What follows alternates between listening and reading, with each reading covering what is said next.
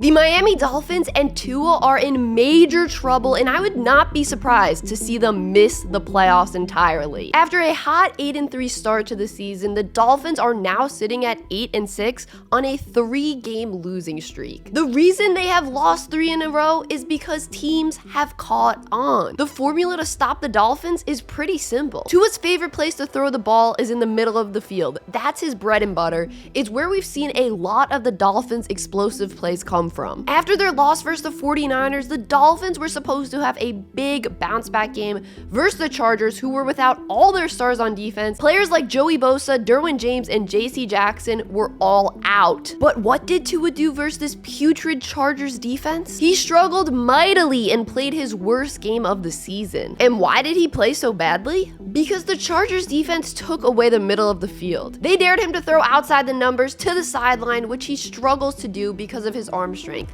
He can't consistently make those throws. Look at his passing chart from this game versus the Chargers. Look at all these throws here that he missed to the sideline. He did hit one outside the numbers that ended up being a touchdown, but the majority of them he could not hit. And you could see all these passes he tried to throw in the middle of the field. The Chargers just had a ton of DBs and defensive players back there to bat down those balls and break up those passes. And if you go back to the game before this one versus the 49ers, you can see the same problem. Look at all these throws here on the left side of the field outside the numbers that he missed. He did hit one back there. He ended the Chargers game completing only 10 of 28 passes for 145 yards and 1 touchdown.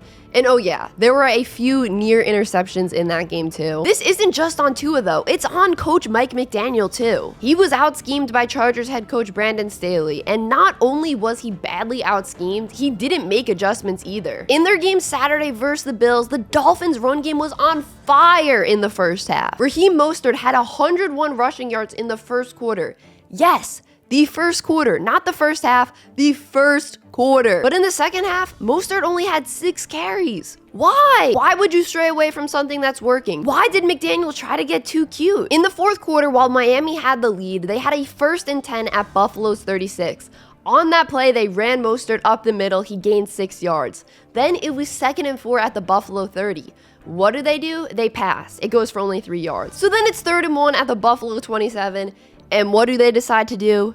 They don't do the obvious thing, which is run, which has been working. They decide to pass. And guess what? The pass goes for -2 yards. So they end up having to settle for a field goal. We know momentum is everything in football, within the actual game and the season as a whole. You want to get hot at the right time. The Dolphins are getting cold at the worst possible moment. The Dolphins' final 3 games are as follows: at home versus the Packers, then on the road versus the Patriots, and then at home to finish the season versus the Jets. Even though Miami controls their own destiny to get to the playoffs, that's a very difficult stretch of games. They have to play 2 division rivals that arguably have a top 5 and top 10 defense. You know the Patriots and Jets want to spoil the Dolphins season if they're already out. And listen, the Jets still have a good chance to make the playoffs. They're fighting for their own playoff lives as well. According to 538.com, if the Dolphins beat the Packers but then lose to the Patriots and the Jets, then they only have an 18% chance of making the playoff. And obviously, it is very possible that they lose to both those teams. Being the fun, quirky coach is good and fun and easy when things are going well and you're winning. But what happens when adversity comes? Is Mike McDaniel going to be able to rally this team and get them back on track? Can Tua make the big throws when his preferred reads aren't there? If they want to get back to their winning ways to make the playoffs,